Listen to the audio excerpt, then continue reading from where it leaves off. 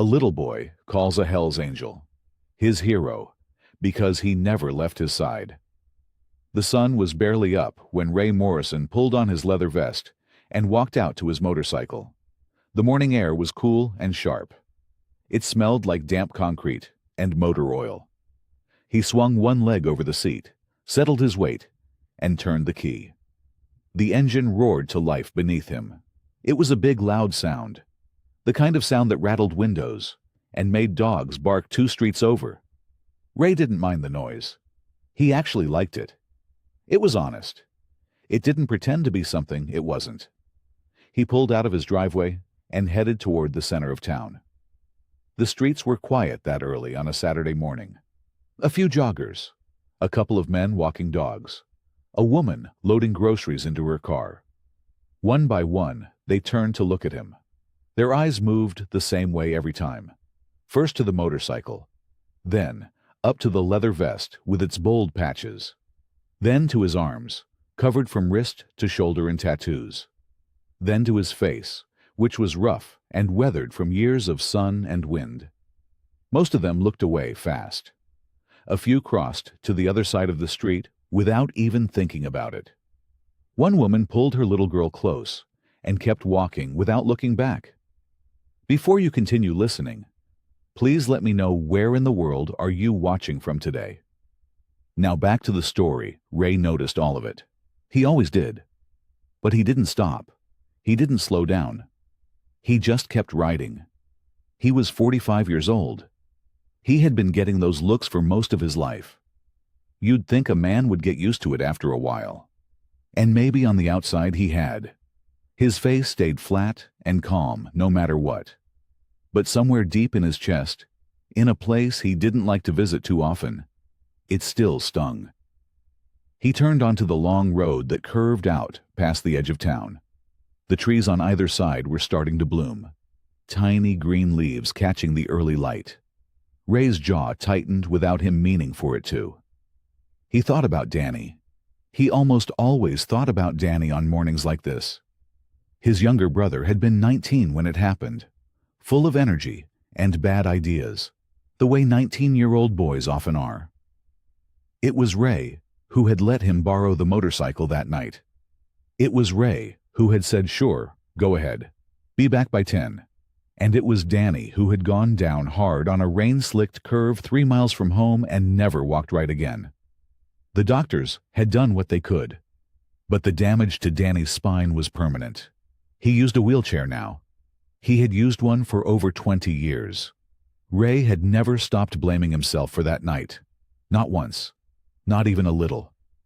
He exhaled slowly and loosened his grip on the handlebars. That was why he did this. Every Saturday, without fail. He pulled into the parking lot of the Maplewood Children's Rehabilitation Center and cut the engine. The building was wide and low, painted a soft yellow that was probably meant to feel cheerful. A mural of cartoon animals ran along the front wall near the entrance. Rabbits and bears, and a big friendly elephant holding balloons. Ray climbed off the bike and stood there for a moment, rolling his shoulders back. Inside, the front desk nurse gave him a small nod as he signed in. Her name was Patty. She was always polite to him, professional. She never said anything unkind, but she also never said much at all. None of the staff really did. They tolerated him the way you tolerate a strange smell in a room. You got used to it, but you never exactly welcomed it. Ray didn't hold it against them. He understood. He found his usual corner in the main activity room and started setting up. Blocks, a few picture books, a tray of modeling clay. Simple stuff. Kid stuff. He was reaching for a second box of building blocks when he heard the front door open behind him. A small voice cut straight through the room like a bell. "Mama, Mama, look. Is that man a superhero biker?" Ray turned around.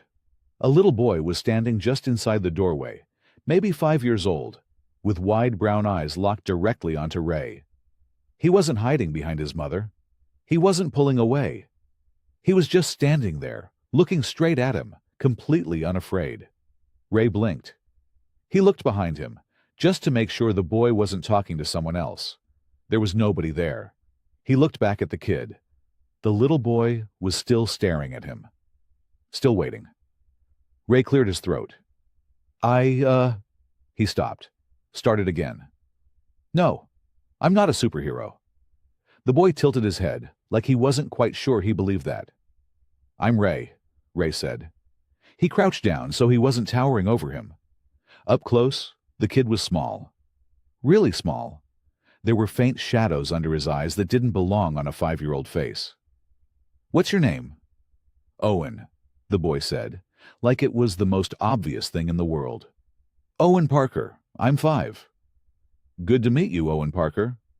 Owen pointed at Ray's arm. What's that one? Ray glanced down at the tattoo on his forearm. It was an eagle, wings spread wide, done in dark blue ink. That's an eagle. Why'd you put it there? Because eagles are strong, Ray said simply. Owen thought about that for a second. Then he nodded, satisfied. Do you have a motorcycle? I do. Owen's eyes went wide. A real one? A real one. It's in the parking lot. Owen spun around toward his mother, nearly losing his balance. Mama, he has a real motorcycle. Claire Parker stepped forward. She was a slim woman with tired eyes and dark hair pulled back neatly. She was holding a manila folder, thick with papers against her chest, the kind that came from doctors' offices. Her smile was polite, but her eyes moved over Ray, the way a person's eyes move over something they're not sure is safe. Owen, she said gently, don't bother the man.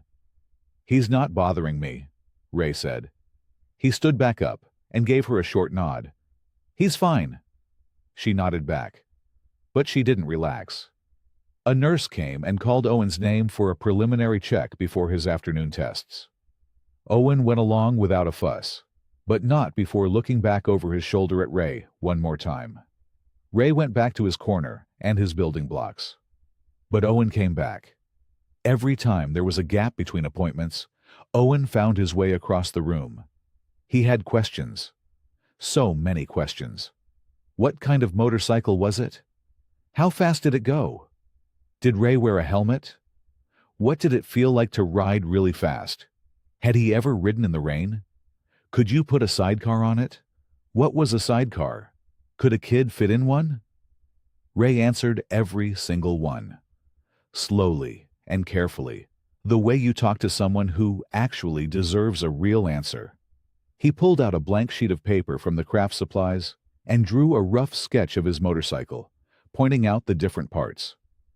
Owen crouched beside him on the floor, elbows on knees, chin in his hands, listening like Ray was reading from the most important book ever written. From across the room, Claire watched. She stayed near the window, close enough to see Owen clearly, far enough to give him space. She had her phone out, but wasn't really looking at it. Ray could feel her watching. He didn't blame her. A tattooed biker sitting on a floor with your sick kid would make any mother nervous. He just kept his focus on Owen and kept his voice calm and easy. Then the afternoon tests began. One of them was a heart examination. Ray didn't know exactly what it involved, but he could see the equipment being set up through the window of the exam room. He saw Owen walk in. He saw the boy's small shoulders tighten. A minute later, a nurse appeared beside Ray. "He's asking for you," she said quietly. Ray looked up. "He wants you to come in and stay with him," she said. Ray set down the paper and pencil. He stood up without a word and followed her. Inside the room, Owen was sitting on the examination table, paper crinkling under him. His chin was up, trying to be brave, but his hands were gripping the edge of the table hard. He saw Ray come through the door, and his whole face changed. "You came," Owen said. "Course I did," Ray said. He pulled a chair close to the table and sat down. He didn't say anything else. He didn't need to. He just stayed right there, steady and solid, while the doctor worked. When Owen flinched at the cold of the stethoscope, Ray leaned forward just slightly. When the boy's breathing went shallow and fast, Ray said quietly, "Easy. You're doing good." and Owen's grip on the table loosened just a little. When it was over, Owen looked up at him with serious eyes. "Will you come back next Saturday?" he asked. "Plan to," Ray said. Owen nodded like that settled something important. Later, in the car on the way home, Owen sat in the back seat with his seatbelt buckled, and his eyes looking out the window at the darkening sky. After a while, he said, "Mama." "Yeah, baby." "I hope the biker comes back next Saturday." Claire glanced at him in the rearview mirror. His face was soft and tired and completely certain. She didn't say anything right away. She just kept driving.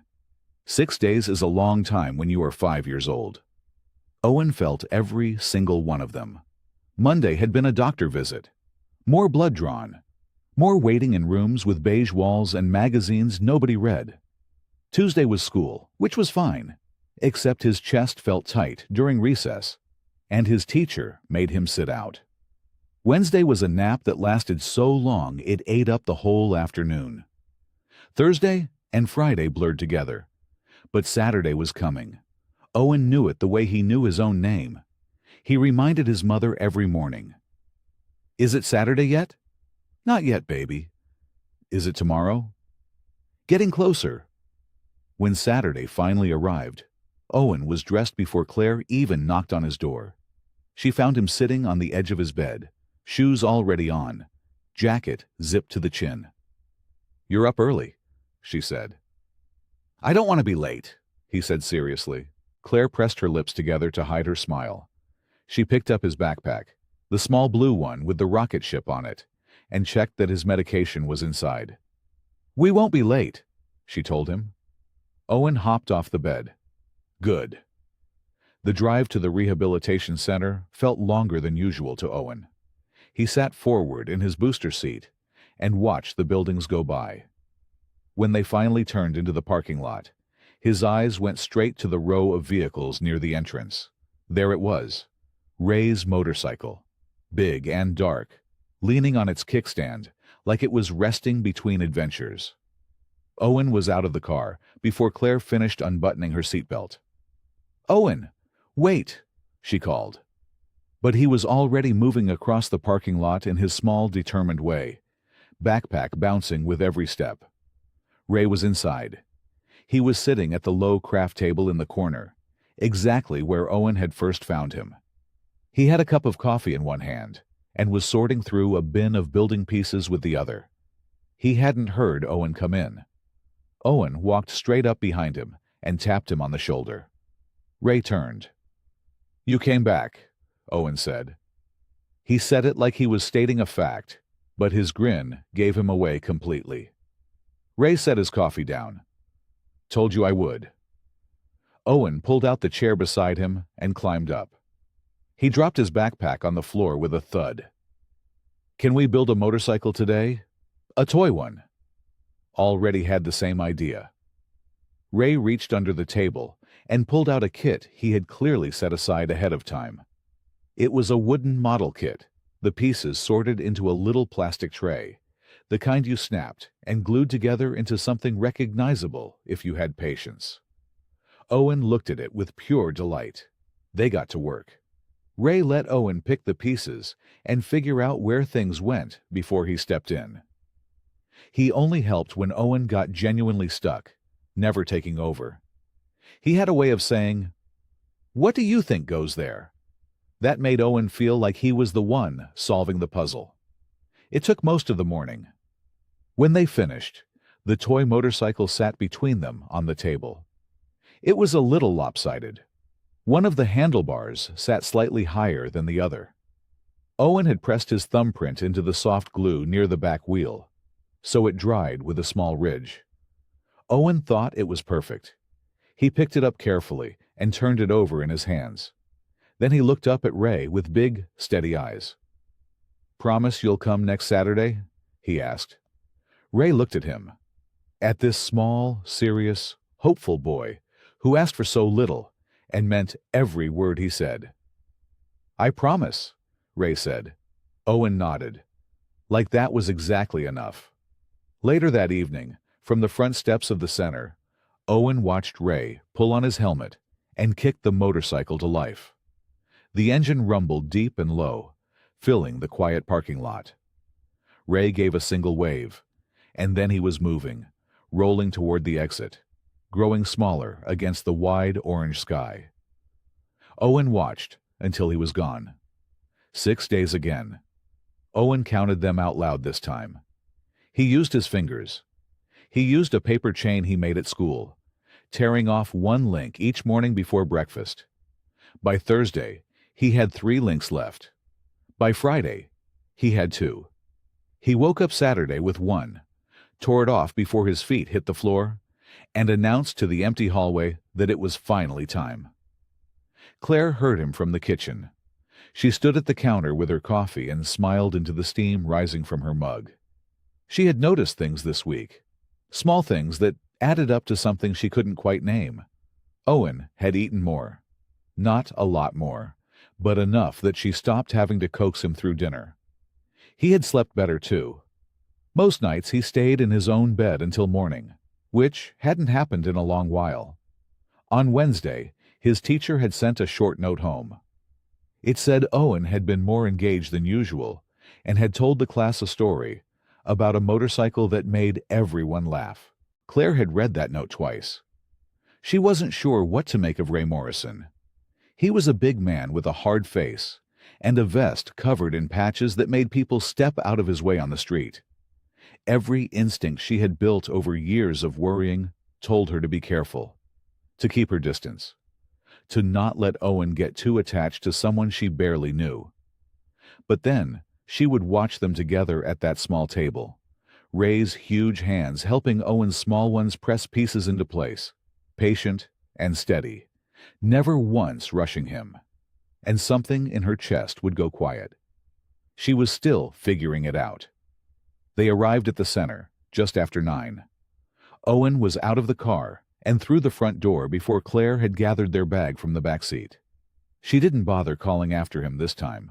She found them all ready together near the window. Ray had brought something new today, a picture book about motorcycles, thick with photographs of different bikes and engines and long open roads. Owen was standing on the rung of his chair to see it better, leaning over with both hands on the table, pointing at every picture and asking questions Ray answered one by one. Claire sat nearby and opened Owen's notebook to check his morning notes from the doctor. But she kept looking up. At one point, Ray mentioned his brother. It came naturally, the way an old story does when something reminds you of it. He said he had a younger brother who loved motorcycles too, back when they were kids. He said his brother had been hurt in an accident a long time ago and couldn't ride anymore. Owen looked up from the book. "Does that make you sad?" Ray was quiet for a second. "Yeah," he said. "Sometimes it does." Owen thought about that. Then he patted Ray's arm with one small hand. "Me too sometimes," he said, "when my chest hurts." Ray nodded slowly. He didn't rush past it or change the subject. He just let Owen's words sit there, respected and real. Later in the afternoon came the part of the day that Owen liked least, the therapy exercises. Gentle movements, slow breathing, small repetitions that his body needed, but his patients did not enjoy. He always got restless. Sometimes he cried a little, not from real pain, but from frustration and tiredness. Today Ray stayed close. He counted the repetitions out loud in a low, steady voice. He made it a game, telling Owen he was training like a champion. Owen giggled halfway through and forgot to be frustrated. When it was over, Owen curled into his chair looking worn out, but calm. Claire walked Ray to the door while Owen rested. She stopped just outside and turned to face him. She had been thinking about what to say all afternoon, and now that the moment was here, the words came simply. "Thank you," she said. "Really, he's different on the days you're here." Ray looked at her for a moment. Something shifted behind his eyes, quiet and deep. "I'll be back next Saturday," he said. He meant it as a simple answer. But as he walked to his motorcycle and pulled on his helmet, He realized it was the first time in years he had felt like his presence somewhere actually mattered. He rode home with that feeling sitting warm in his chest, strange and unfamiliar, like something he had almost forgotten how to carry. Owen had a very busy week. On Monday, he told his whole class about Ray. He stood up during sharing time and described the motorcycle patches on Ray's vest one by one, even though he could only remember 4 of them clearly. He made up the rest. Nobody questioned him. On Tuesday, he drew a motorcycle on the back of his spelling worksheet. His teacher found it and taped it to the classroom wall anyway, because the wheels were surprisingly round for a 5-year-old. On Wednesday, he told his grandmother over the phone that his best friend was a biker. His grandmother said that was nice, dear, and asked if he was eating his vegetables. Owen said yes, even though he had hidden most of his peas under a napkin that night. On Thursday, he filled 6 pages of a small notebook with motorcycle drawings. Some had wings. One had a rocket attached to the back. He brought the notebook in his bag on Saturday morning so he could show Ray. Claire watched all of it happen and said very little. She had her worries. She always did. They came with the territory of being Owen's mother, of learning to love someone whose heart worked too hard just to keep him alive. But she had also learned something over these past weeks. Owen had a way of finding the good in things faster than she could find the danger. And more often than not, he was right. So she packed the notebook in his bag without saying anything about it. They arrived at the center a little before 9:30. The morning light was pale and soft, coming through the wide front windows in long flat lines across the floor. The hallway smelled like floor wax and apple juice, the same as every Saturday. Ray was already there. He was sitting in the small common room at their usual table, a paper cup of coffee in one hand and a folded newspaper in the other. He wasn't reading it. He was just holding it the way people hold things when they are waiting and don't want to look like they are waiting. Owen saw him from the doorway. He did not walk. He ran, which the nurses always told him not to do in the hallway. But today, nobody said a word. Ray looked up just in time to catch him, setting down the coffee fast and opening his arms as Owen crashed into his chest. "You came back," Owen said into Ray's vest. "Said I would," Ray said. Owen pulled back and unzipped his bag right there on the spot, before he had even sat down. He pulled out the notebook and held it up with both hands. Ray took it carefully. He turned the pages one at a time. He did not rush through them. He looked at each drawing long enough that Owen could tell he was actually seeing them, not just being polite. "This one's got a rocket," Owen pointed out. "I see that," Ray said. "That's smart engineering." Owen beamed. They spent the morning the way they always did now, side by side at the table. Ray let Owen lead, following along at whatever speed Owen set, which was sometimes fast and curious, and sometimes slow and tired. When Owen needed to stop and rest, Ray stopped too. Around mid-morning, a nurse named Sandra came in to check Owen's vitals. She had short hair and kind eyes, and she always smelled like lavender hand lotion. Owen liked her. She said hello to them both, and Owen looked up from the table with the casual confidence of someone making a very important introduction. "Sandra," he said, his voice completely serious. "This is Ray. He's my hero." Sandra smiled and said it was very nice to officially meet Owen's hero. Ray did not say anything right away. He nodded once, which was all he could manage. The word stayed with him. Hero. He turned it over in his mind the whole ride home that evening, the engine humming beneath him, and the road stretching out ahead in the fading light. He wasn't sure he had ever been called that before. He wasn't sure what to do with it, but he couldn't let it go. The fundraiser had been Sandra's idea. She had pitched it to the center director 3 weeks ago, standing in the hallway with a clipboard and a list of reasons why. The director had said yes before she finished her second point. So, on a bright Saturday morning in late spring, the common room was transformed. Folding tables lined the walls, covered in white paper tablecloths, held down with little vases of yellow flowers. A banner hung across the far window that read, "Hope starts here," in big blue letters. Volunteers had brought cookies and lemonade in small gift baskets wrapped in cellophane that crinkled every time someone touched them. Families filled the room. Parents stood in small groups talking quietly. Children sat at the tables drawing on donated art paper or chasing each other in slow, careful circles. Staff members wore their nicest scrubs. Ray stood near the back wall. He had worn his cleanest vest. That was his version of dressing up. His boots were wiped down, and his dark jeans were pressed, and he had even trimmed his beard that morning, which had taken longer than expected. He held a plastic cup of lemonade and stood a little apart from the main crowd, the way he always did at gatherings. Not because he wanted to be alone, just because he knew most people found it easier when he gave them a little distance. Some of the parents had warmed to him over the past few weeks. They knew him by name now. A few nodded in his direction when he came in. One father had shaken his hand once, firmly, and said he heard Ray was good with kids. Ray had said he tried to be. That was the whole conversation. It was enough. Owen was across the room with Claire, sitting at one of the front tables. He was wearing a blue striped shirt that Claire had clearly ironed. His hair was combed flat on one side and sticking up a little on the other, which meant he had tried to fix it himself at some point. He had a cookie in one hand and a cup of juice in the other, and he was watching the room with the wide, interested eyes of someone who found everything worth looking at. He spotted Ray the moment Ray walked in. He did not run this time.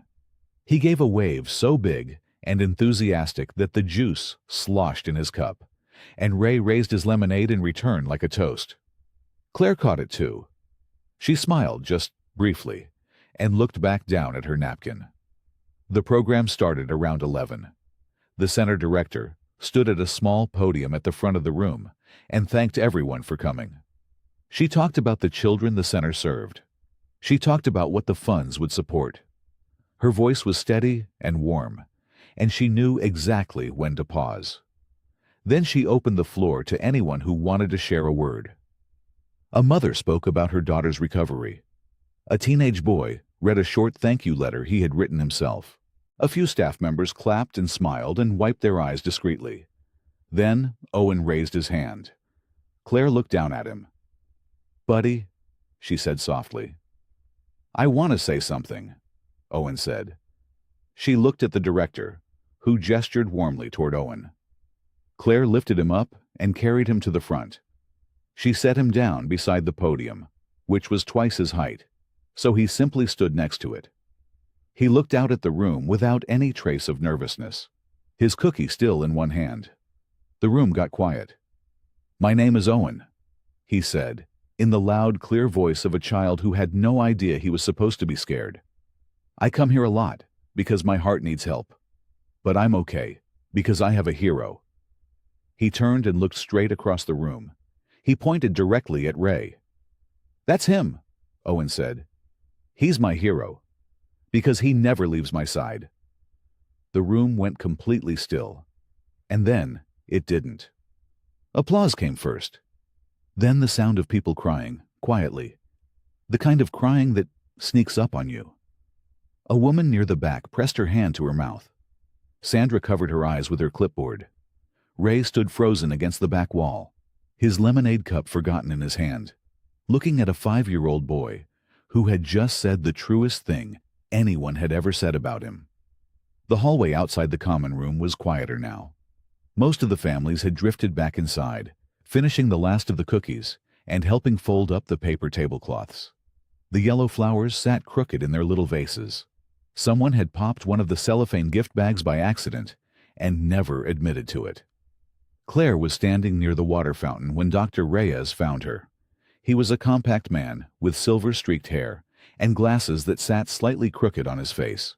He always walked like he had somewhere important to be, but he never made you feel rushed when he talked to you.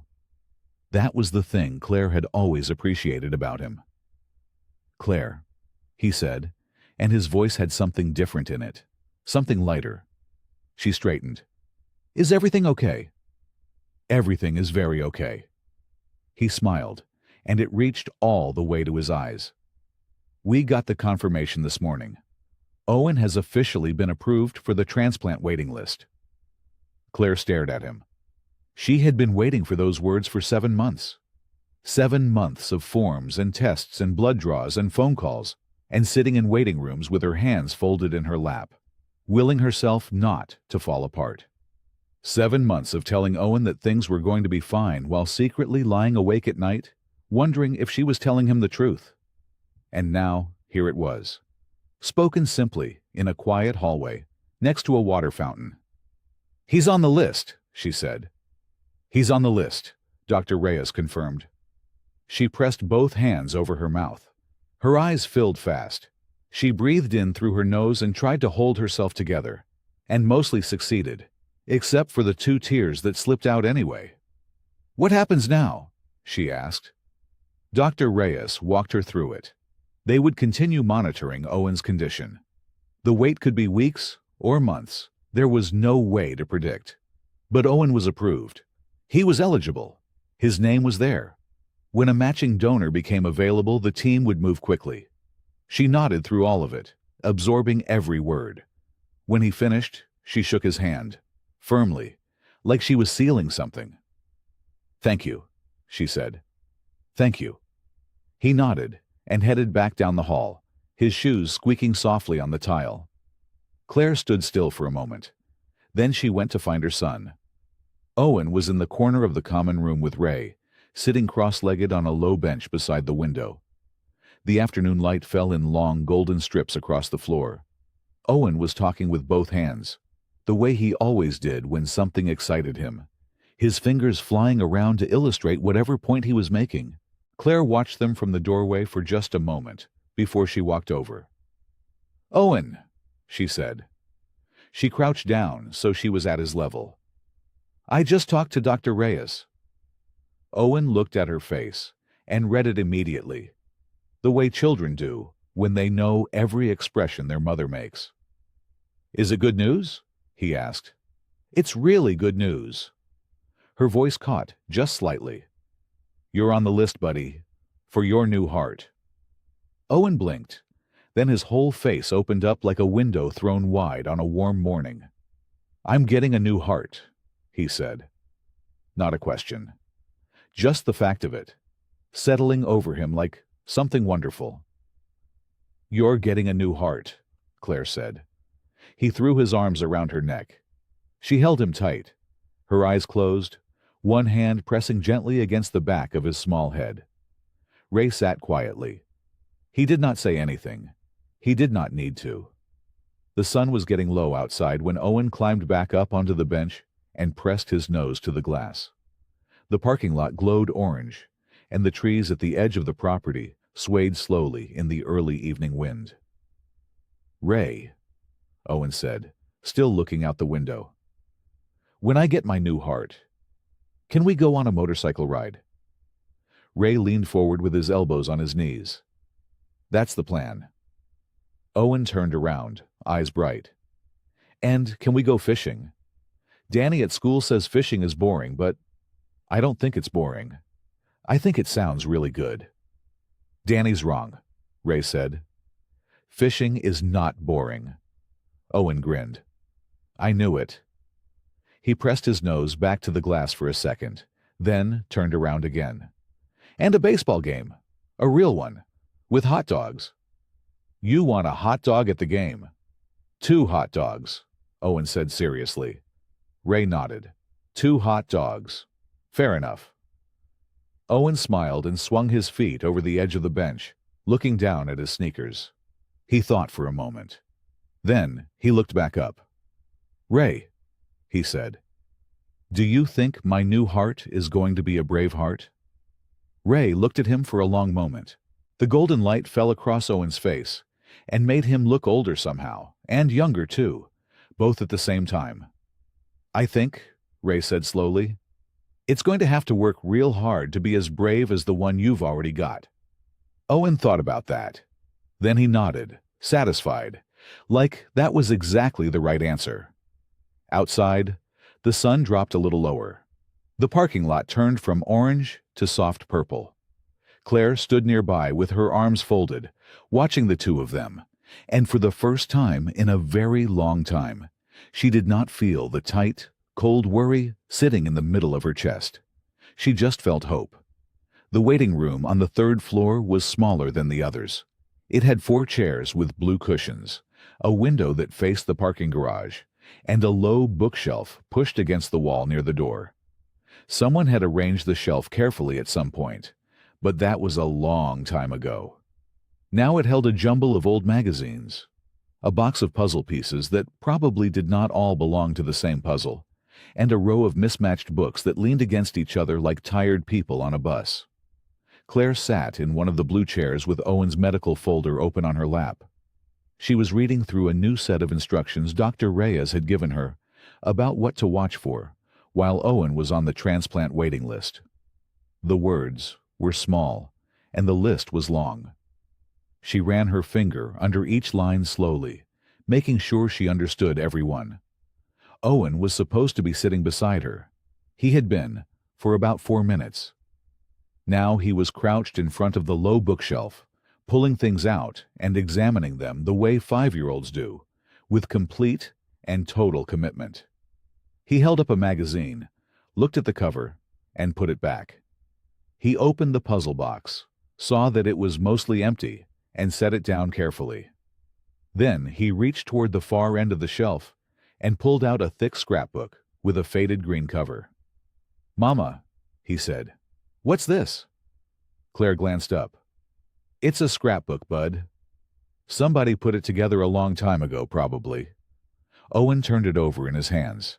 The cover had a small sticker on the front that said "Get well soon" in faded red letters. He opened it on the carpet in front of him and started turning pages. There were birthday cards taped inside, a child's drawing of a house, a photograph of a dog sitting in a yard. Owen studied each page slowly, pressing them flat with his small palm. Claire went back to her reading. The room was quiet. Down the hall, a cart rolled by, its wheels squeaking steadily and then fading away. Owen kept turning pages. Near the back of the scrapbook, tucked between 2 pages that had stuck slightly together, was a folded piece of newsprint. It was yellowed at the edges and soft from being folded for a long time. Owen peeled it loose carefully and opened it up. He looked at it for a while. There was a photograph at the top, a motorcycle, and beside it, another photograph of a man being led toward a police car. Owen could not read all the words. Some of them were too long and too crowded together, but he could read some of them. His teacher had been working hard with him on reading, and Owen worked hard back. He sounded out a few words quietly to himself, his lips moving. He recognized one word near the top. He had seen it before, on a sign near Ray's table at the fundraiser. Morrison. He looked at the photograph of the man again. Then he picked up the clipping and walked over to his mother. "Mama," he said, "I found a paper with a motorcycle in it." Claire reached out without looking up from her folder and took it from him. She turned it over once, assuming it was a flyer or a pamphlet of some kind. Then she looked at it.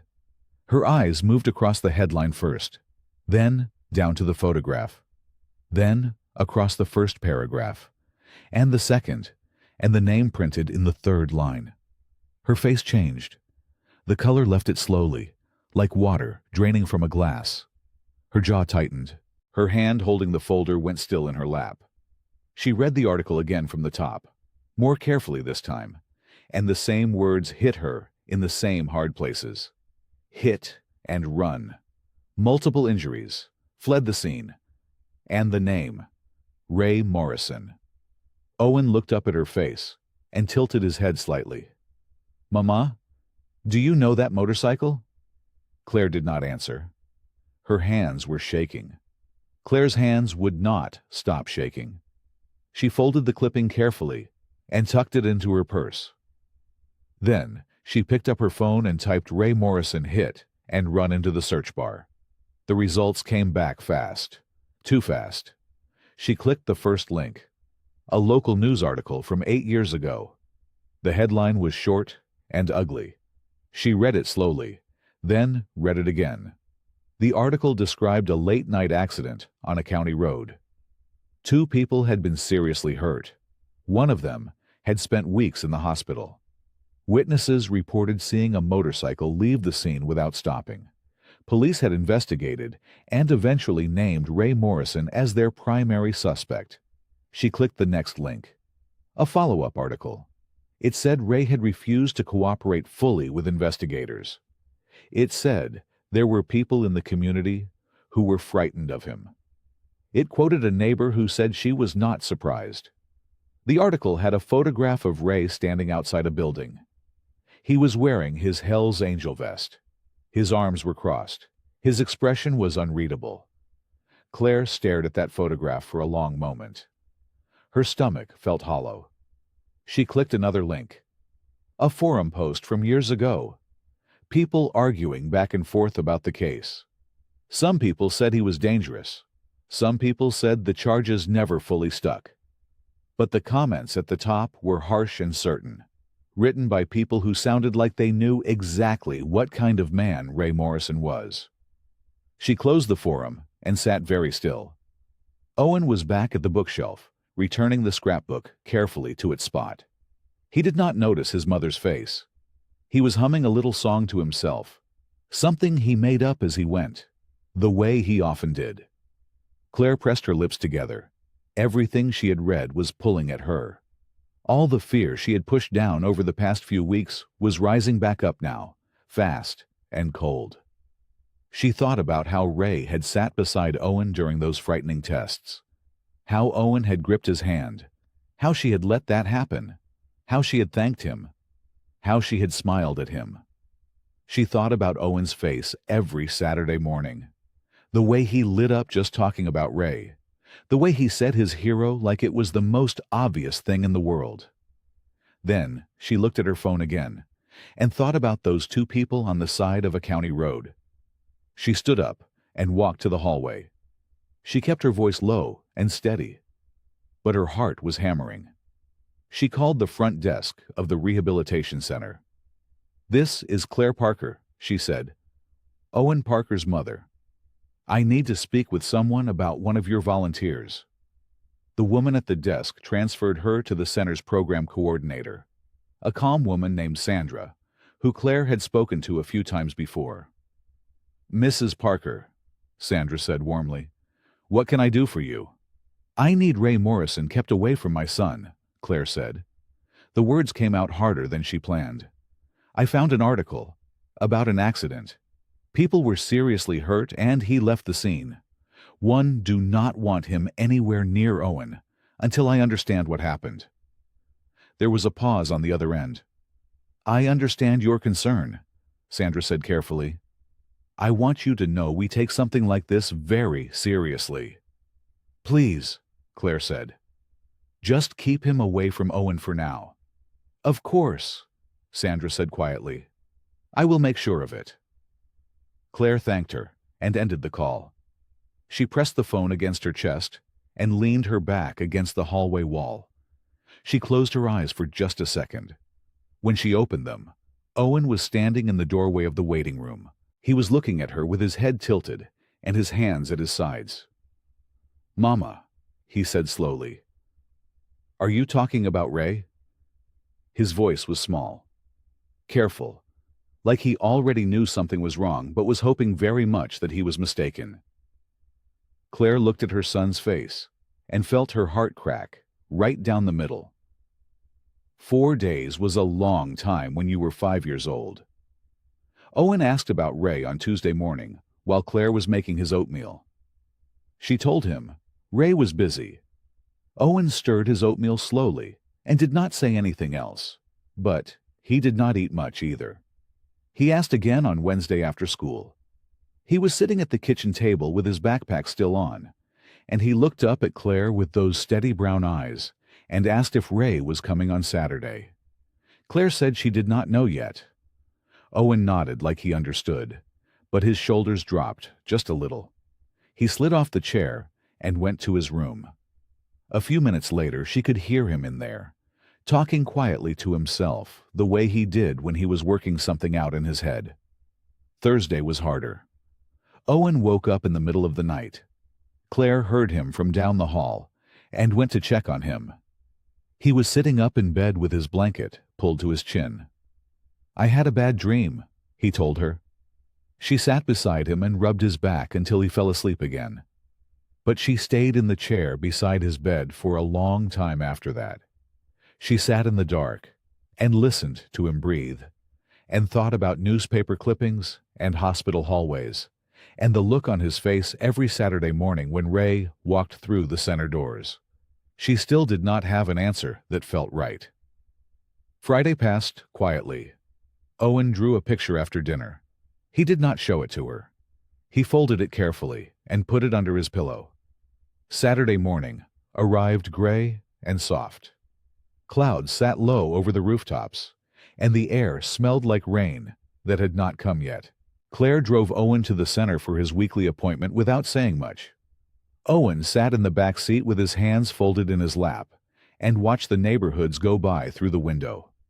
When they arrived, he walked inside holding her hand. He looked around the front room the way he always did on Saturdays, scanning the space with quick, hopeful eyes. His face stayed calm, but she saw it. That small, quiet search. That little checking. Ray was not there yet. She led Owen to the appointment room and got him settled with his activity book while they waited for his therapist.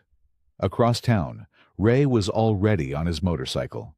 He had rearranged his whole morning the way he always did on Saturdays. He left early. He took the longer route that wound past the old water tower and down the hill toward the center. The air was cool against his face, and the road was mostly empty, and for a few minutes it almost felt like a normal Saturday. He parked in his usual spot and pulled off his helmet. He ran a hand over his head and walked toward the front entrance. Sandra met him just inside the door. Her expression told him everything before she said a single word.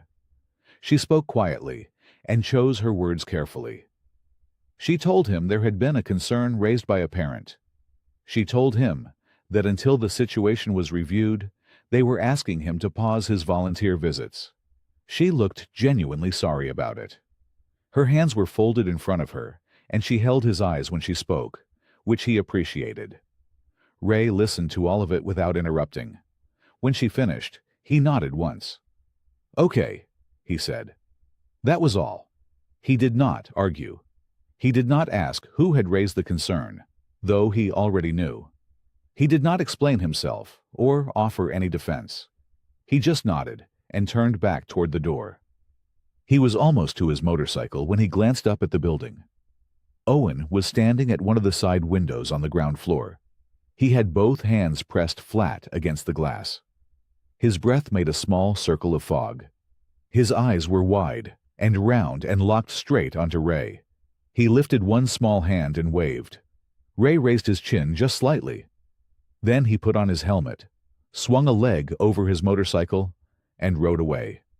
By midday, Owen knew. He did not say it out loud.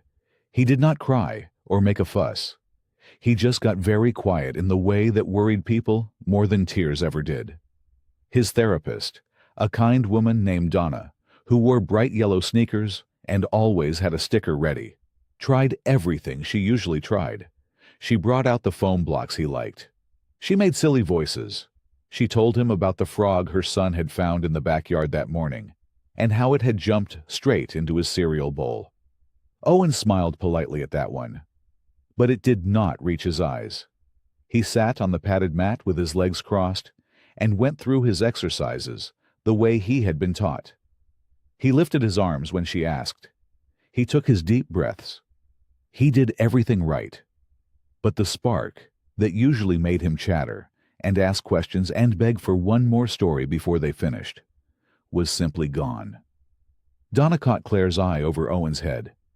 Claire gave a small, tight nod that said she understood. After therapy, a nurse named Patrice tried to get Owen interested in the building blocks in the common room. He stacked a few and then set them down carefully and looked at the door. "Is the visit time different today?" he asked. Patrice kept her voice easy and light. "Not sure, sweet boy. Why don't we build a tower while we wait?" Owen looked back at the blocks. He picked one up and turned it over in his hands slowly. Then he set it down again and did not pick up another.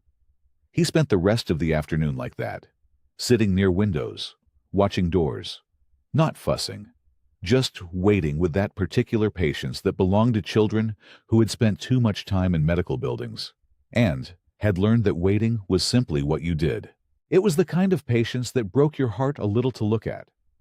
On the drive home that evening, the clouds finally let go, and rain began tapping softly against the car windows.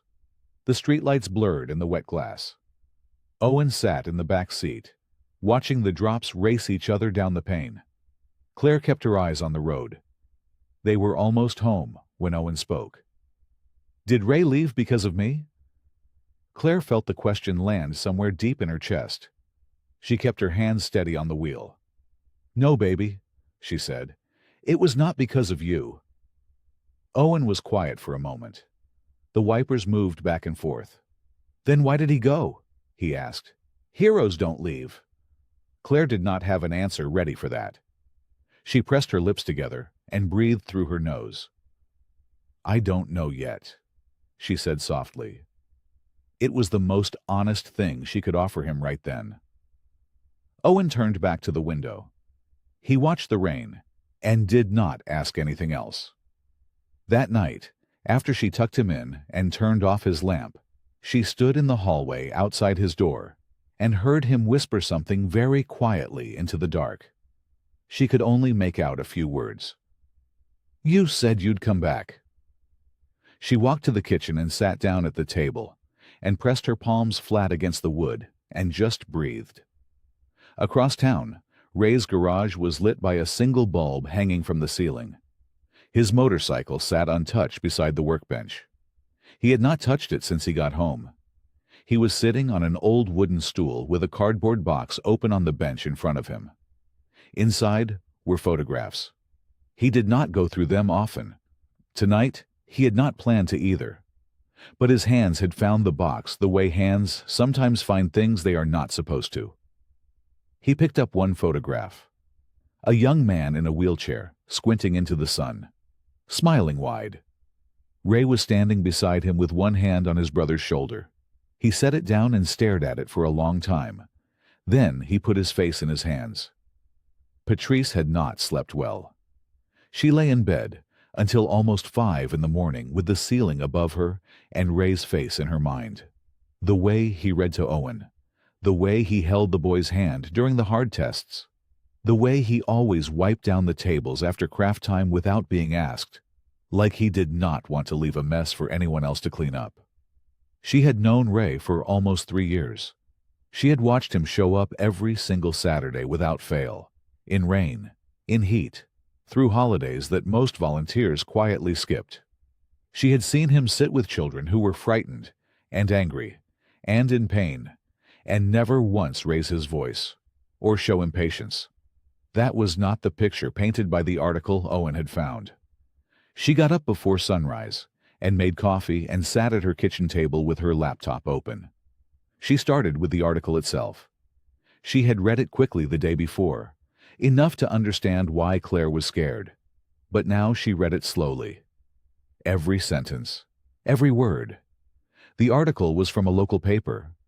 The headline read, "Local man identified in hit and run." Beneath it was a photograph of Ray that looked like it had been taken from a distance. He looked younger, harder somehow. The article named him as the person responsible for an accident that had left 2 people injured on a county road late on a Friday night. Patrice read it twice more. Something nagged at her. The article said Ray had come forward. Not that witnesses identified him. Not that police tracked him down. It said he came forward voluntarily and accepted responsibility. She frowned at the screen. She searched the accident date and found 2 more articles from different papers. One of them was a short follow-up, published about a week after the first. It mentioned that Ray had met with investigators and confirmed involvement. There were no other witnesses named. No surveillance footage mentioned. No other vehicle described. Just Ray coming forward and saying he was there. She leaned back in her chair and wrapped both hands around her coffee mug. Most people who caused an accident and ran did not then walk into a police station on their own. Most people who did that had a reason. Sometimes the reason was guilt, but sometimes the reason was something else entirely. She dug deeper. She found a short letter to the editor published in the same local paper about 3 months after the accident. It was written by a woman named Sandra Morrison. Patrice recognized the last name right away. The letter was brief. It thanked the community for its patience and said the family was deeply sorry for what had happened. It asked for privacy during a difficult time. It was signed with a full name and a street address that had since been disconnected from any public listing. Sandra Morrison, Ray's sister. Patrice sat very still. She opened another search. She typed the accident location and the date and added the word teenager. A result came up from a community forum post made years ago. It was a short post from someone who had simply written that they had seen a young man running from the area near the road that night. The poster said the young man looked no older than 17 or 18. The post had very few replies and had clearly been forgotten by most people. Patrice stared at it. She typed Sandra Morrison and searched again. After a few minutes, she found an old social media profile that had not been updated in years. In the photographs, there was a family photo. Sandra stood with a teenage boy beside her. The caption read, simply, "My son." Patrice zoomed in on the boy's face. Then she looked at the accident report date again. Then she looked at the boy's age listed in the caption below the photograph. She set her mug down very carefully on the table. Her hands were not quite steady. She had not found everything yet. But what she had found was enough to tell her one very important thing. The story everyone believed was not the whole story. 2 days passed. Patrice spent both of them chasing a story that kept pulling her forward, like a thread she could not stop tugging. She called Sandra Morrison on a Wednesday afternoon. She had found a current phone number through a mutual contact at the center. The phone rang 4 times before a woman picked up. "Mrs. Morrison?" Patrice said. "My name is Patrice. I work with your brother Ray at the rehabilitation center." A long silence. "I know who you are," Sandra said. Her voice was careful, guarded, like someone who had learned to be cautious around questions about her family. "I'm not trying to cause any trouble," Patrice said. "I promise you that. I just need to understand what really happened with that accident. Ray is a good man, and right now he's being kept away from a little boy who loves him. I think there's more to the story than what got printed in the paper." Another silence. Longer, this time. "You should talk to my son," Sandra said finally. Her voice had gone very quiet. "His name is Danny. I'll send you his number. But Patrice, I want you to know something first." "What's that?" "Ray made us promise never to say a word. He was very clear about that. He said it had to stay in the family." Patrice closed her eyes for a moment. "I understand," she said.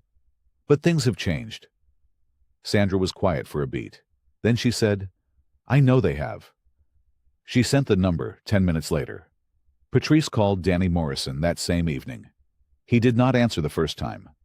She left a short message explaining who she was and why she was calling. She kept her voice calm and kind.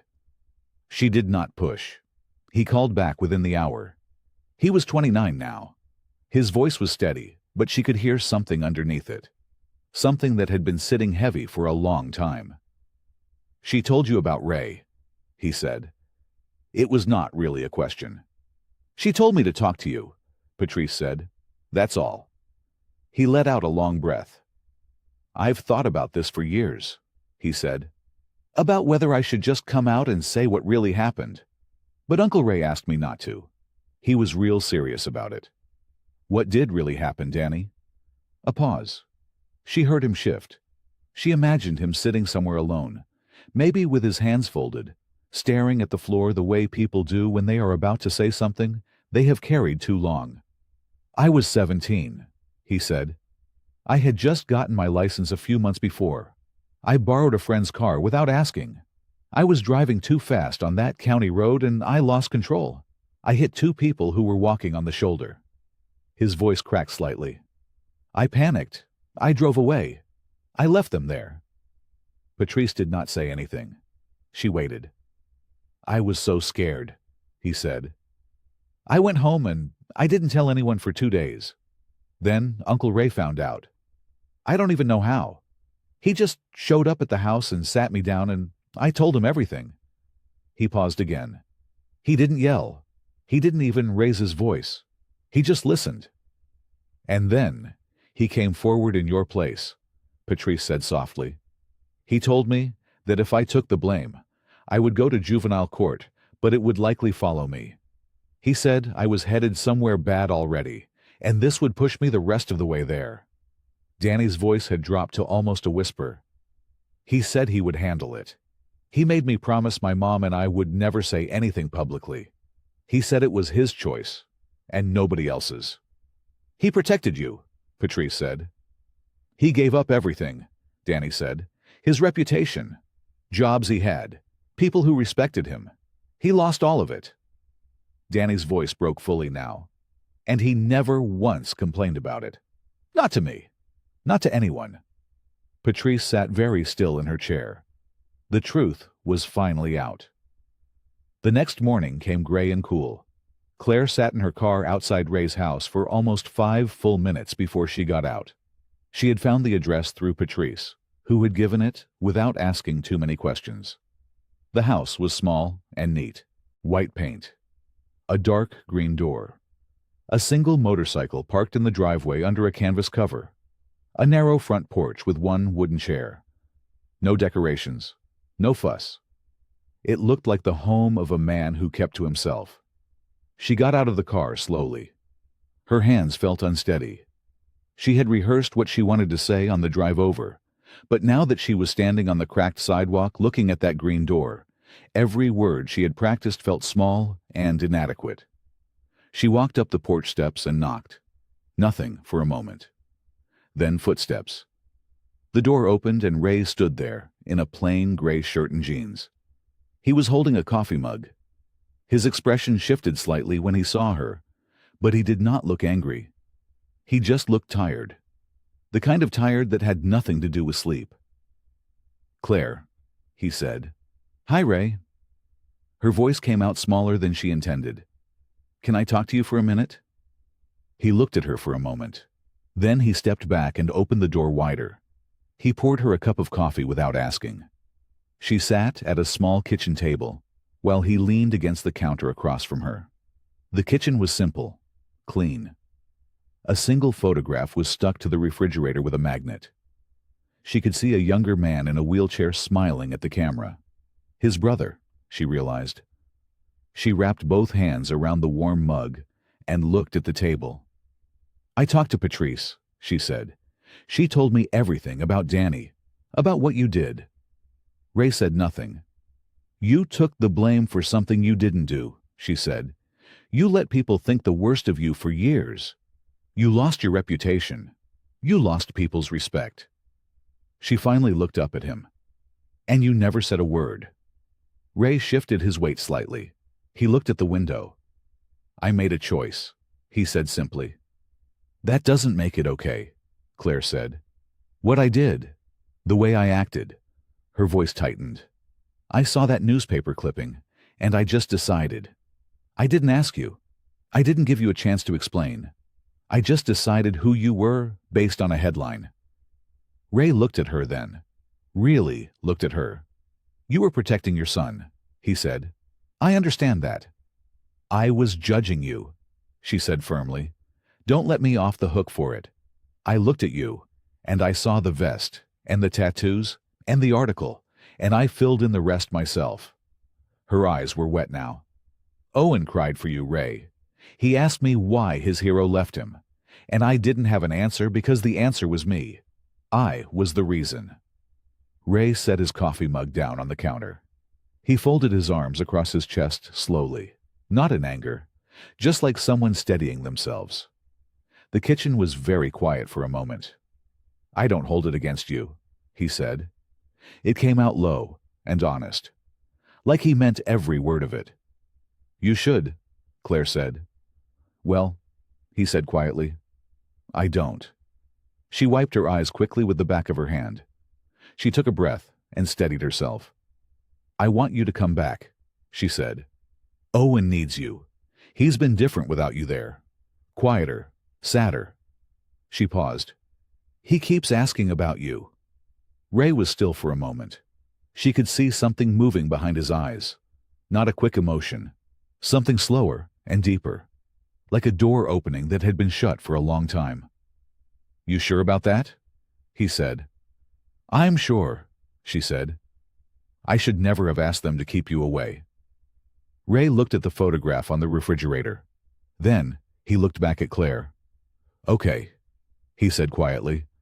"I'll come back." Owen had asked about Ray every single day that week. Every morning at breakfast. Every afternoon after school. Every evening before bed. He asked in the same quiet, careful way each time, like he was afraid of what the answer might be. "Is Ray coming Saturday?" Claire always said the same thing. "We'll see, baby." It was not enough. Owen knew it was not enough, but he nodded each time and went back to whatever he was doing, carrying the question with him like something heavy in his small chest. On Thursday night, he could not sleep. Claire found him sitting up in bed in the dark, staring at the window. "What's wrong?" she asked, sitting beside him. "What if he doesn't come back?" Owen said. His voice was very small. Claire pulled him close. She pressed her lips to the top of his head. "He's coming," she said softly. "I promise." Owen was quiet for a moment. Then he said, "You sure?" "I'm sure," she said. He thought about that. Then he laid back down and pulled his blanket up to his chin. "Okay," he said, but he kept his eyes open a little while longer, just in case. Saturday morning arrived with pale gold sunlight coming through the windows of the rehabilitation center. The halls smelled like they always did. Floor cleaner and something faintly sweet from the breakfast trays being wheeled around. The wall near the activity room still had the paper butterflies the kids had made 2 weeks ago. Their colors had faded, just a little at the edges. Owen sat in a chair near the front window with his hands folded in his lap. He had been there for 20 minutes already. His sneakers barely reached the floor. He swung them back and forth slowly, watching the parking lot outside. Patrice walked by and smiled at him. "You doing okay, bud?" "Waiting," Owen said. She nodded. "I know." He turned back to the window. Claire stood a little further down the hall with her arms crossed, watching her son. She watched the way his small shoulders stayed tense. She watched the way his eyes moved every time a car turned into the lot. She thought about Ray's voice in that quiet kitchen, the way he had said, "Okay," without hesitation once she asked him to come back.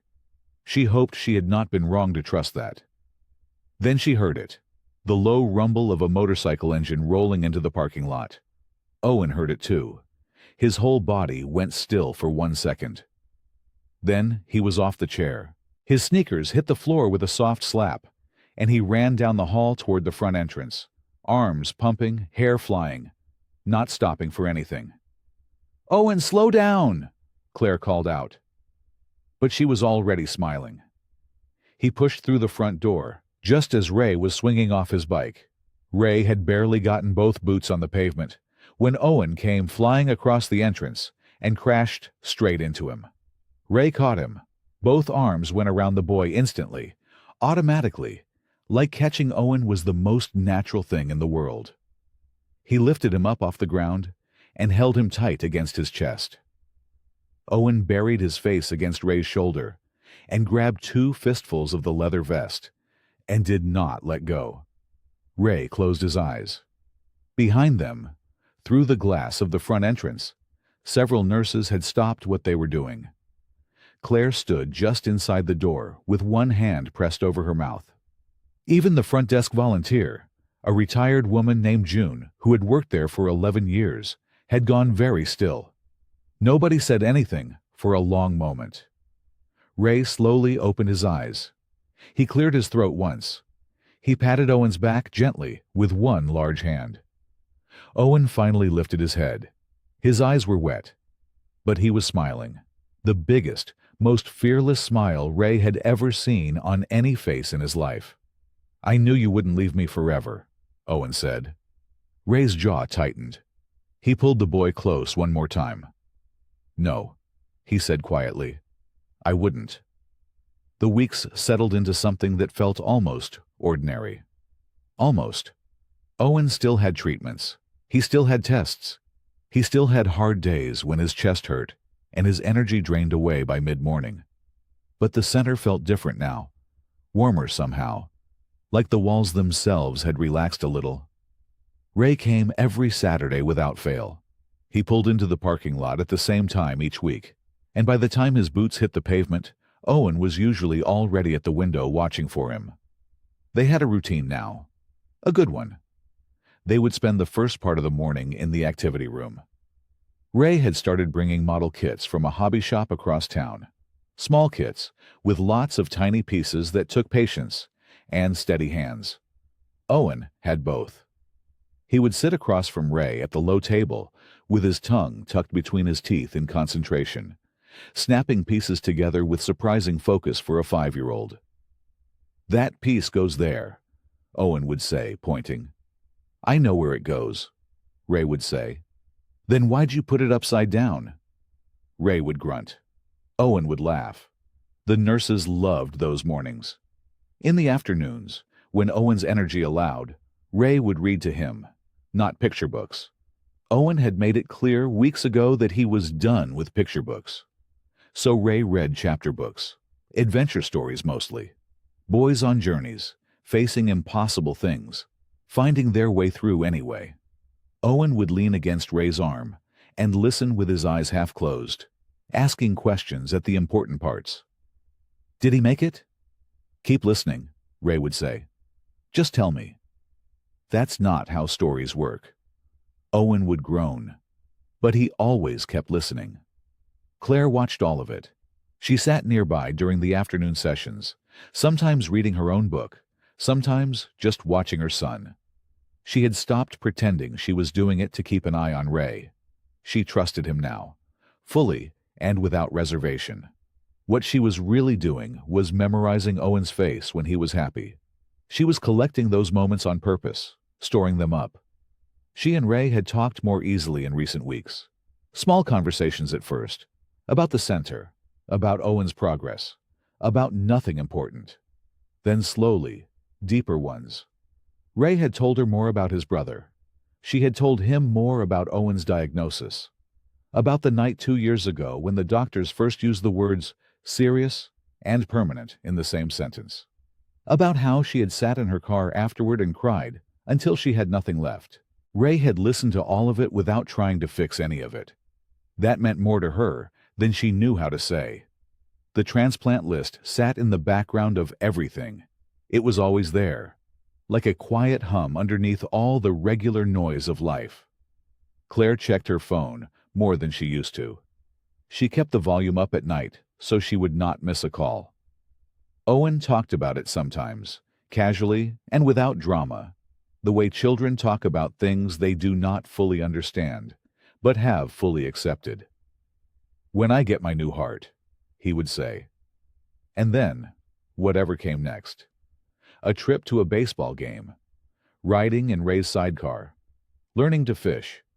Ray had started calling it the Heart Adventure List. He had written it down on a piece of paper and taped it to the wall beside Owen's usual chair at the center. Owen added things to it whenever he thought of something new. The list had 17 items on it now. One Tuesday morning in early spring, Claire's phone rang while she was pouring her second cup of coffee. She saw the number. Her hand went still. She answered it before the second ring finished. The doctor's voice was calm, but warm. He told her they had a potential match, that things were still being confirmed, that if everything came back the way they hoped, they would begin preparing Owen for surgery within days. Claire sat down slowly in her kitchen chair. "Okay," she whispered. "Okay. Yes. We'll be ready." The next morning felt different. Claire could not explain it exactly. The sunlight coming through the kitchen window looked the same as always. Owen's cereal bowl sat in its usual spot on the counter. His shoes were by the door in their usual mess, one on its side, one standing straight up. Everything looked the same. But something had shifted overnight, like the air itself had decided to be a little kinder. She had called Ray the night before. She had barely finished her second sentence before he went quiet, in that way he did when something mattered too much for words. Then he had said, "I'll be there tomorrow morning." He showed up at 9 o'clock, sharp. Owen launched himself off the couch the second he heard the motorcycle in the driveway. He yanked the front door open before Claire could even get up from her chair. "Ray! Ray! Did my mom tell you? Did she tell you?" Ray was still walking up the path, his big boots crunching on the gravel. He was wearing his usual jacket, the leather one with the worn patches and the silver zipper that Owen had asked about 17 times. He smiled when he saw Owen in the doorway. "She told me," he said. "I might be getting my new heart soon," Owen said. He said it the same way another kid might announce he was getting a puppy. Pure, bright, uncomplicated joy. "I heard," Ray said. "Are you happy?" Ray stopped at the bottom of the porch steps and looked at the boy standing above him in mismatched socks and a dinosaur shirt. "Yeah, buddy," he said. "I'm real happy." They sat together at the kitchen table with a fresh piece of paper, a red marker, and Owen's most serious face. Claire made herself busy nearby, washing dishes she had already washed, staying close without hovering. "Okay," Owen said, uncapping the marker with great ceremony. "We have to write everything down. Everything I'm going to do." "You're in charge," Ray said. Owen nodded firmly. "First one. Motorcycle ride." Ray raised an eyebrow. "With me?" "Obviously with you." Owen said it like this was not even worth asking. Ray tapped the paper. "Write it down then." Owen's handwriting was large and wobbly and wonderful. He pressed too hard on the marker the way kids do, and the letters came out thick and dark and proud. "Number 2, Owen said, thinking hard. "Baseball game." "Good one. With hot dogs." "That's the only way to do it." "So hot dogs is number 3. Ray nodded seriously. "Makes sense." The list grew slowly and beautifully. Fishing with Ray at the lake. Going to the ocean, which Owen had never seen. Running a real race. A fast one, he specified. Sleeping in a tent outside. Riding a horse. Eating a whole pizza by himself. Learning to whistle properly, because he had been trying for months and could only manage a small, breathy sound that did not impress anyone. Ray wrote that one down himself in his own handwriting, because Owen's marker was running low. He printed it in careful block letters. Learn to whistle for real. Owen approved it with a nod. By the time the list was done, it had 22 items on it. Owen counted them twice to be sure. That afternoon, back home, Owen asked Claire for tape. She found him a strip of it, and watched as he carried the list very carefully down the hallway to his bedroom. She stood in the doorway, while he pressed it flat against the wall beside his bed, smoothing out every corner with his small palm. He stood back and looked at it. Then he looked at Claire. "When I do all of those," he said, "I'm going to add more." Claire smiled. "Good plan." That night, Owen climbed into bed without any argument. Claire turned off the light and kissed his forehead. By the time she reached the doorway, his eyes were already closing. He fell asleep with the list right beside him, and a small smile still on his face. The tests came one after another. Blood draws, scans, heart monitors with little sticky pads that Owen called the sticker patches. A specialist drove up from the city on a Wednesday to evaluate him personally. He had kind eyes and a serious voice, and he spent a long time listening to Owen's chest with his stethoscope before writing careful notes in a thick folder. Owen sat very still during all of it, stiller than most kids could manage. He had been doing this long enough that he knew how to be patient, even when the machines beeped too loud or the waiting rooms smelled like antiseptic and cold coffee. Claire sat beside him through every single test. She held his hand when he wanted her to, and gave him space when he didn't. She had learned the difference. It had taken time, but she knew her son. At night, after Owen was asleep, she would sit at the kitchen table with a cup of tea she usually forgot to drink. She would stare at nothing. She would think about donor hearts and surgical teams and recovery timelines and all the things the doctors had explained to her in careful, measured voices. She prayed. She was not always sure how to do it, but she tried. Ray called every evening that week. Not long calls. Never long calls. He wasn't a man who used a lot of words on the phone. He would ask how the day went. She would tell him. He would listen. Then he would say something simple like, "Owen's tough. Tougher than both of us." And somehow that was exactly what she needed to hear. On Thursday, Ray drove to the center, even though it wasn't Saturday. He had rearranged a full day of work to do it. He didn't make a big deal about it. He just showed up in his jacket with 2 containers of chocolate pudding from the diner down the street, because Owen had mentioned once, weeks ago, that he liked the kind with the little plastic spoon attached to the lid. Owen's face when he saw Ray come through the door was worth every rearranged hour. They sat together in Owen's usual spot by the window that overlooked the small courtyard. A bird had been building a nest in the shrub outside for the past 2 weeks, and Owen had been monitoring the progress with great personal investment. "She added more sticks today," Owen said, pointing. Ray leaned over to look, getting serious. "She's almost done, I think." "Smart bird," Ray said. "She knows what she's building." Owen peeled the lid off his pudding. "Ray?" "Yeah?" "Do you think it'll happen soon?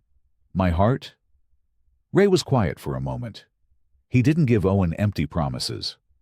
Owen was 5 years old, but he had been through enough to know when someone wasn't being straight with him, and Ray had always been straight with him. "I think the doctors are working really hard to make it happen," Ray said, "and I think when it's time, it'll happen fast." Owen considered this. He took a spoonful of pudding.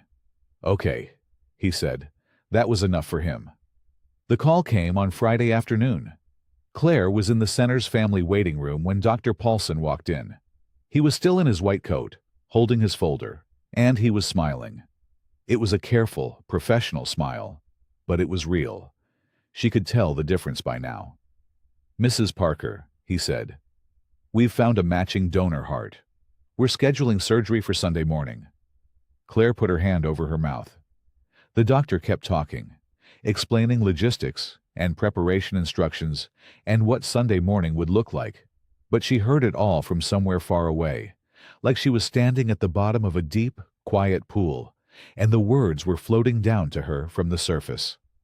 Her son was getting his heart. Across town, Ray stood inside a small shop, tucked between a hardware store and a laundromat. The shop smelled like new leather. He was holding a tiny jacket, child-sized, soft and dark brown, with 2 small snaps on the front collar. He turned it over in his hand slowly. He brought it to the counter without saying a word. Paid in cash. Asked for a box. He drove home with it, sitting carefully on the passenger seat. The hospital room smelled like antiseptic and hand soap, but someone had brought in a small bunch of yellow flowers and set them on the windowsill, and that helped. Owen was already in his hospital gown. It was white, with small blue diamonds on it, and it was too big for him, the sleeves sliding down past his wrists every time he moved his arms. He kept pushing them up. He had done it so many times that it had become a kind of game. Claire had braided her hair to keep her hands busy. She sat in the chair beside his bed and watched him arrange his stuffed animals along the foot of the mattress. He had 4 of them: a bear, a dog, a small plush motorcycle that Ray had given him weeks ago, and a green frog he had carried since he was 2 years old. "They're coming with me," Owen announced. "All of them." "The nurses will take good care of them," Claire said. Owen looked at her seriously. "I need them to be there when I wake up." "They will be," she said. "I promise." He nodded and went back to arranging them with great care. The hallway outside was quieter than usual for a Friday night. A few nurses moved past the open door, their shoes soft on the floor. One of them, a younger woman named Dana, who had been with Owen for most of his visits, leaned in through the doorway and smiled. "How's our superstar doing?" she asked. "Getting his heart tomorrow," Owen told her, without looking up from the stuffed animals. "I know," Dana said. Her voice was warm. "We're all rooting for you, buddy." Ray arrived just before 7. He knocked on the open door, even though it was already open. He was still in his jacket, his boots heavy on the tile. He had combed his hair, which Claire noticed because he almost never did. He was holding a paper bag from the diner. "Brought you something," he said to Owen. Owen dropped everything and scrambled to the edge of the bed. Inside the bag were 2 containers of chocolate pudding and a small paper cup of the cinnamon apples from the diner's dessert menu. Owen had mentioned them once, 2 months ago. Ray had remembered. Owen dug in immediately. "You're supposed to be fasting after midnight," Claire said. "It's only 6:50, Ray said. She laughed despite herself. It was the first real laugh she had managed all day. They stayed like that for a while, the 3 of them together in the small room. Ray sat on the edge of the wide windowsill with his arms crossed. Owen ate his pudding and talked about the bird and her nest, and whether she had finished building it yet. Claire listened and answered, and reached over to push Owen's sleeve up when it slid down again. Outside, the sky turned from orange to purple to a deep, soft blue. Owen started to get sleepy around 8. He fought it hard.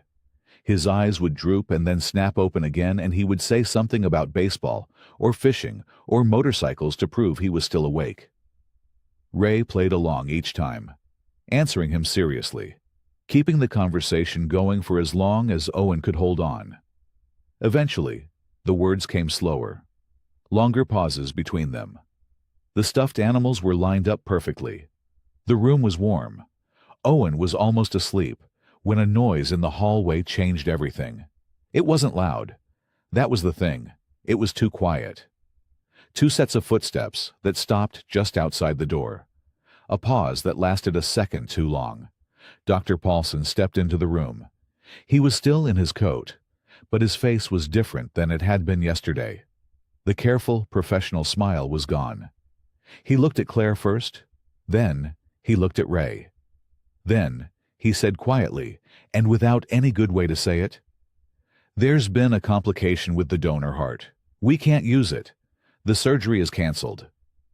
The room went completely still. Owen's eyes opened. He looked at the doctor, then at his mother's face, then at Ray. "Did my heart forget about me?" he asked. The sun came up slow that Saturday.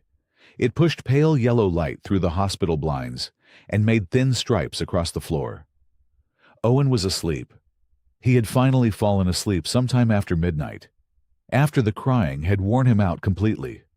His stuffed animals were still lined up at the foot of the bed. The green frog had tipped over sometime in the night, and nobody had fixed it. Claire sat in the chair beside him. She had not slept. Her eyes were dry now because she had run out of tears somewhere around 3 in the morning. She just sat there with her hands folded in her lap and watched her son breathe. Ray was in the hallway. He had stayed all night without anyone asking him to. He had not slept either. He sat in a plastic chair against the wall with his elbows on his knees and his big hands hanging between them. The hallway was quiet. A cart rolled past. A monitor beeped somewhere distant. A nurse nodded at him without saying anything, and he nodded back. He had not said much since Dr. Paulson delivered the news. There was not much to say. When Owen woke up, he was quiet in a way that was hard to watch. He usually woke up talking. He usually had something to say before he even opened his eyes all the way. But that morning, he just lay there staring at the ceiling, with his stuffed animals around him, and the silence felt heavier than anything in the room. Claire helped him eat a few bites of oatmeal. He managed about half of it. Ray came in around 8 and sat in the chair near the window. Owen looked at him for a long moment. "The heart didn't come," Owen said. "No," Ray said. "Not this time." Owen looked back at the ceiling. "Okay," he said softly. That one small word, said in that small voice, was almost more than Ray could stand. Dr. Paulson returned late that morning with another doctor Ray had not seen before. They checked Owen carefully. They spoke in low voices at the door with Claire. Ray watched her face while they talked. He saw the moment the news landed. Her jaw tightened and her hand came up to her mouth. He moved to stand near her without thinking. After the doctor stepped away, she told him quietly. Owen's heart was under more strain than it had been before. The waiting, the emotional toll of the night, the uncertainty. All of it was showing up in his numbers. The doctors were not in a panic, but they were watching closely. They were concerned. The word hung there. Concerned. Ray had heard doctors use that word before, back when his brother was in the hospital years ago.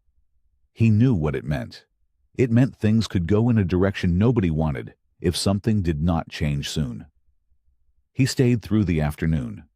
He read to Owen for a while. Owen listened with his eyes half closed and his frog tucked under his arm, where someone had finally placed it. The reading helped.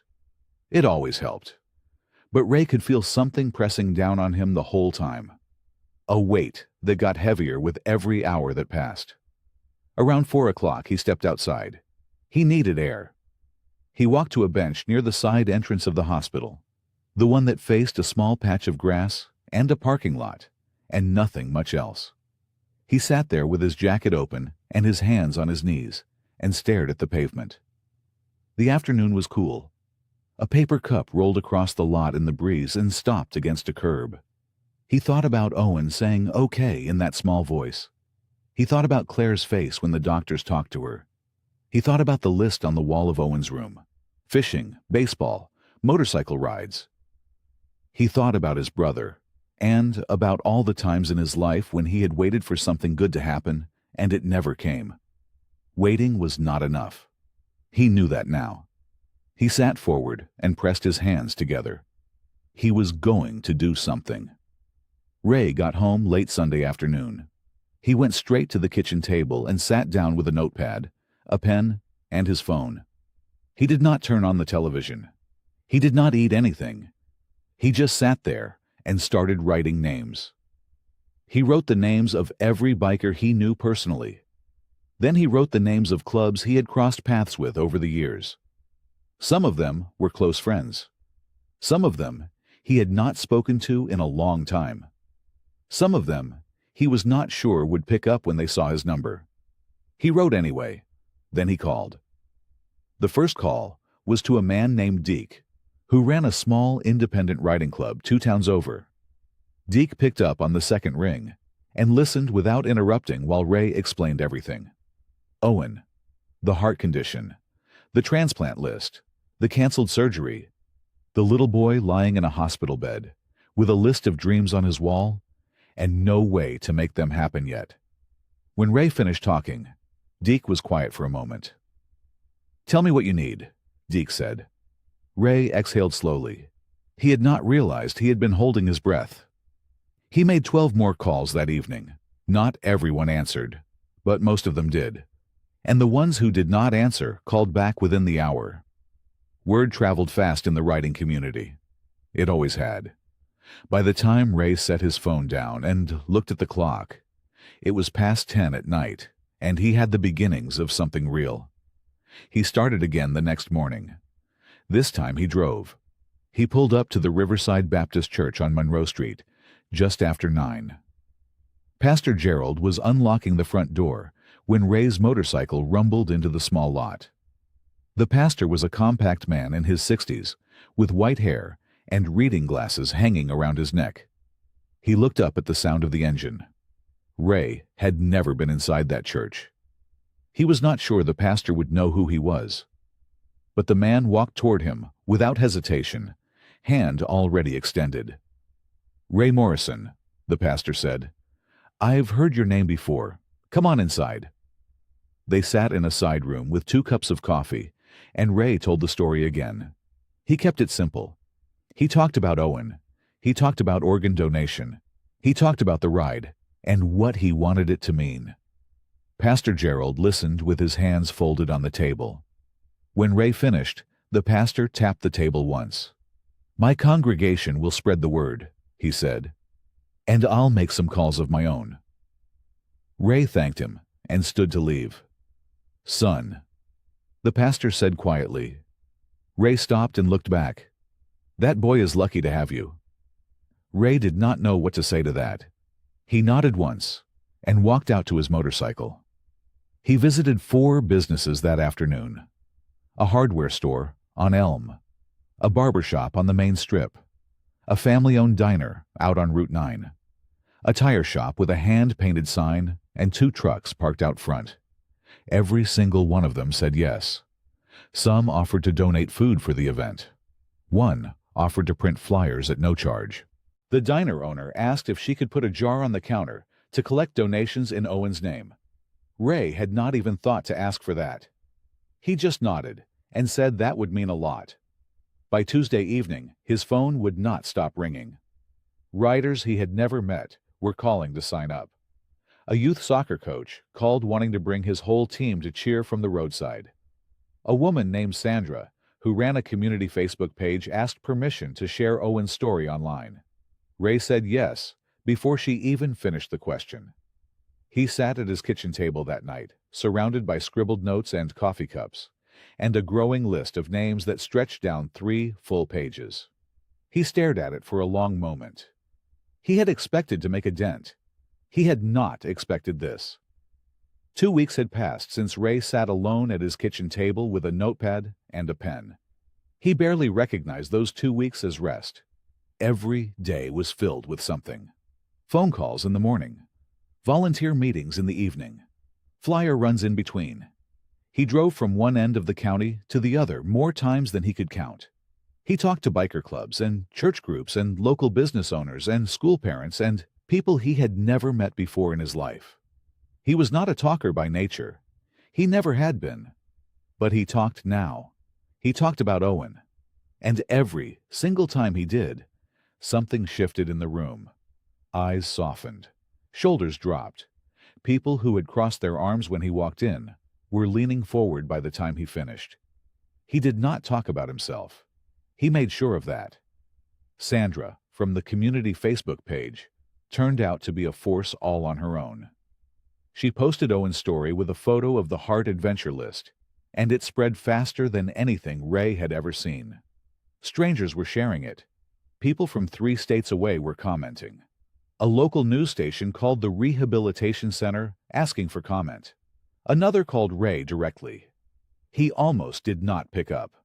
But he thought about Owen and answered. He kept the interview short.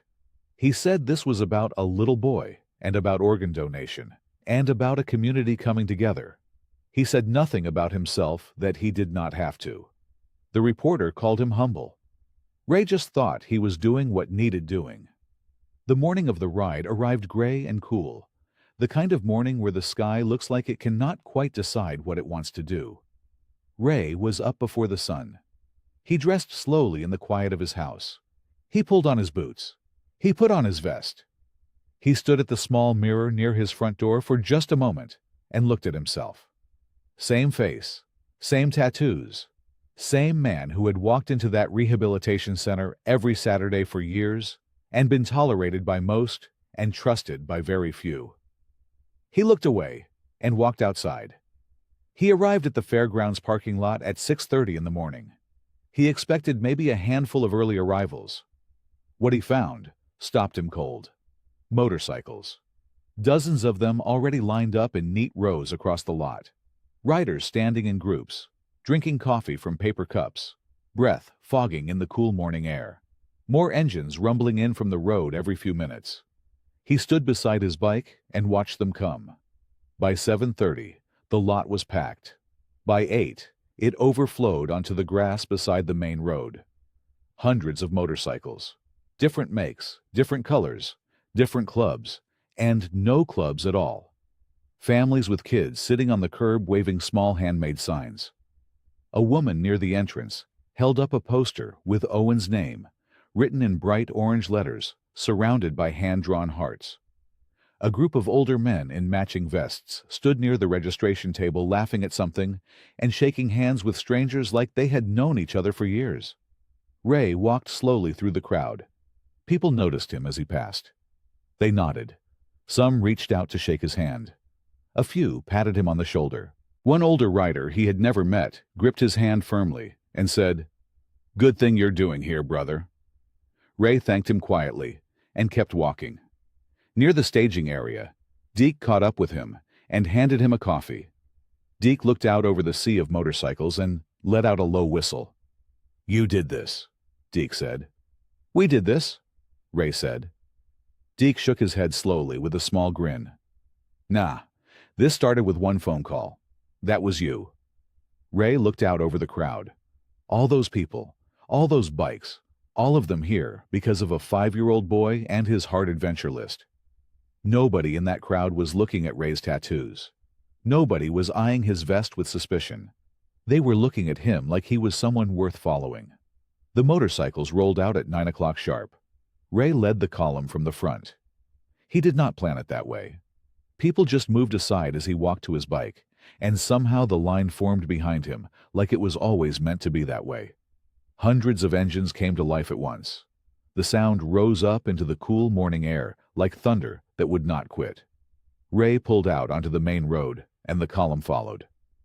News vans were already parked along the route. Cameras swung toward the bikes as they passed. A reporter stood on the sidewalk speaking into a microphone, gesturing at the long river of motorcycles stretching back as far as the eye could see. Children lined the curb and waved. A little girl in a pink jacket held up a drawing of a heart with a smiley face on it. Ray slowed as he passed her and gave her a small nod. She screamed with delight and jumped up and down. He kept his eyes on the road, but he felt everything around him. The local news station ran the story live during the morning broadcast. The anchor described it as the largest charity ride the region had ever seen. She talked about organ donation. She talked about the waiting list. Then she talked about Owen. She said his name clearly and carefully. She mentioned his age. She mentioned his heart condition and his heart adventure list and the little boy's faith in a community that had shown up for him.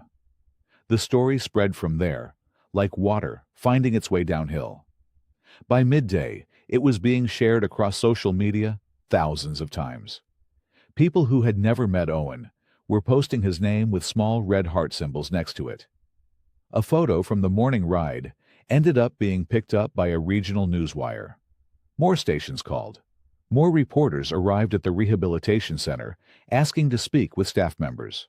Sandra from the community page sent Ray a message that simply read, 20,000 shares and climbing. Ray did not check his phone during the ride. He just rode. The column passed through 4 towns before looping back. In each one, people had come out to watch.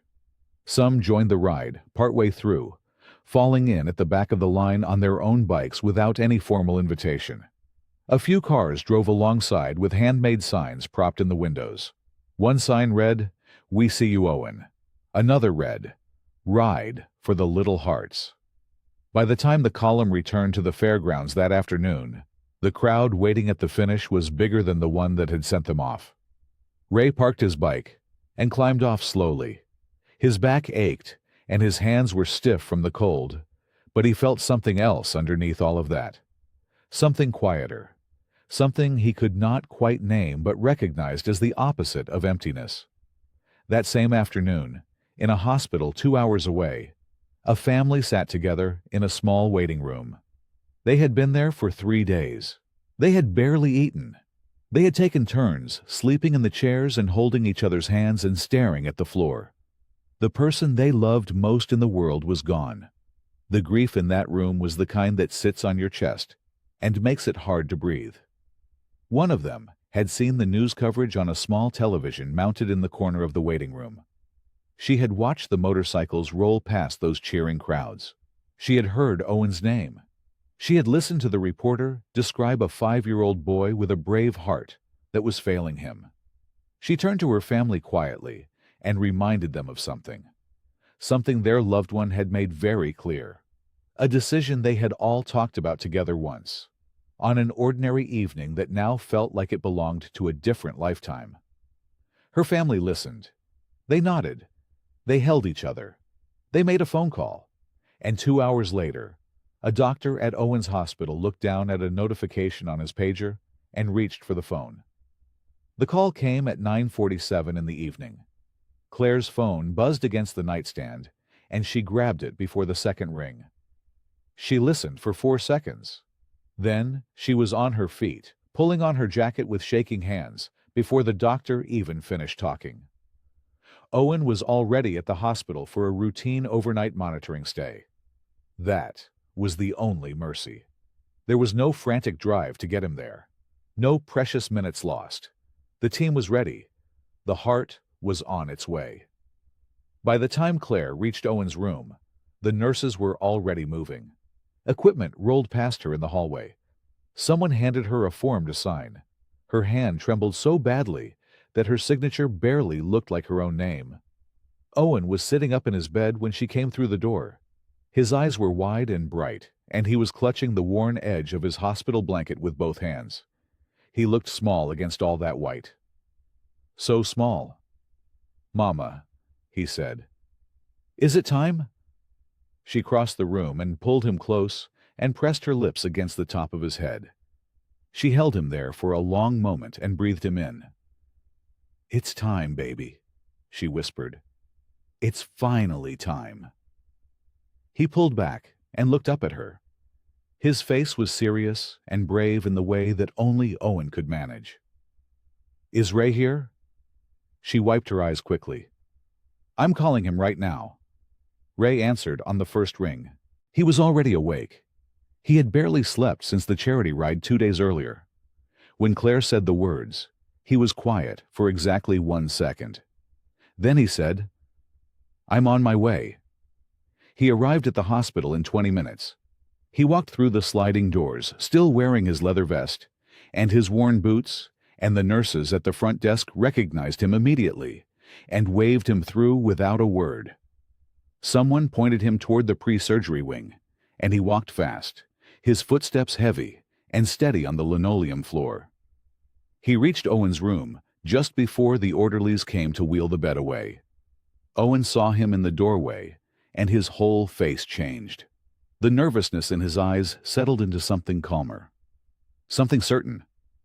"You came," Owen said. Ray stepped forward and stood beside the bed. He placed one large tattooed hand over Owen's small one. "Course I came, buddy." Owen held on to 2 of Ray's fingers and squeezed. "Will you wait for me?" Ray's jaw tightened. He swallowed once. "I'll be right here when you wake up. You hear me? Right here." Owen nodded and let go. The orderlies moved the bed into the hallway. Claire walked beside it until the surgery door stopped her. She kissed Owen's forehead one last time. He smiled at her. Then the doors swung open, and he was gone. The waiting room filled slowly through the night. It started with Claire and Ray sitting across from each other in 2 plastic chairs. Then Sandra arrived with a thermos of coffee and red eyes from crying. Then several nurses from the rehabilitation center came in off duty, still wearing their street clothes, not willing to be anywhere else. Then the bikers started showing up. They came quietly, one at a time or in pairs. They found seats along the walls and in the hallway outside, and they sat with their hands folded or their eyes closed. Some prayed openly. Some just sat still. A pastor from one of the churches that had sponsored the charity ride showed up around midnight and moved slowly through the room, offering soft words to whoever needed them. Nobody talked much. There was nothing to say that the waiting had not already said for them. Ray did not sleep. He sat in his chair with his elbows on his knees and his eyes on the floor. Hours passed. The hallway lights hummed. Someone quietly refilled the coffee. A nurse checked in twice with no news. Then, just after 6 in the morning, the surgery doors opened. The surgeon walked out. He was still in his scrub cap. He looked across the waiting room at Claire, and he smiled. Claire made a sound that was not quite a word, and not quite a cry. It was something that came from a place deeper than either of those things. "He did great," the surgeon said. "The transplant was successful. Owen is stable and resting." The room broke open. I hope you like this story. Please share what's your favorite part of the story and where in the world you are watching from. Have a wonderful day.